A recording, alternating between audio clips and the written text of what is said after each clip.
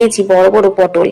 এরপর পটলের দু সাইড মুখটা অল্প করে কেটে দেখো সাইডগুলো এইভাবে পাতা পাতা করে চিড়ে নিচ্ছি, যেরকমটি নকশা পটল হয় ঠিক সেই রকমটা। তো যাই হোক, এই পটল কাটা দেখে মিঠু মনে করছে আজকে বাড়িতে কি না জানি রান্না হবে। পটলগুলো কাটার পর আমি দেখো এখানে পটলগুলোতে নুন হলুদ ভালো করে মাখিয়ে নিলাম, তারপর সর্ষের তেলে ভাজতে দিয়ে দিলাম।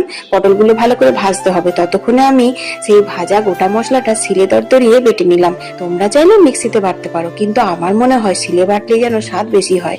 যাই হোক, বেটে এসে দেখছি পটলগুলো ভাজা হয়ে গেছে, তুলে নিলাম। তারপর সেই তেলে মৌরি আর তেজপাতা ফোড়ন দিয়ে আদাটা ভালো করে কষিয়ে নিলাম। তারপর দিয়ে দিলাম সেই ভেজে রাখা বাটা মশলাটা, তারপর কষালাম। তারপর দিয়ে দিলাম সেই ভিজিয়ে রেখেছিলাম যে গোটা মুগটা শুকনো কড়াইয়ে ভেজে সেইটা। তারপর এটা ভালো করে কষালাম, এটা মানে ডালটা একটু সেদ্ধ হয়ে যাবে ততক্ষণ কষালাম। তারপর আমি দিয়ে দিলাম হচ্ছে সেই ভেজে রাখা পটলগুলো। তারপর ভালো করে কষিয়ে কষিয়ে অল্প একটু জল দিয়ে দিলাম, কারণ এটা একদম মাখো মাখো হবে।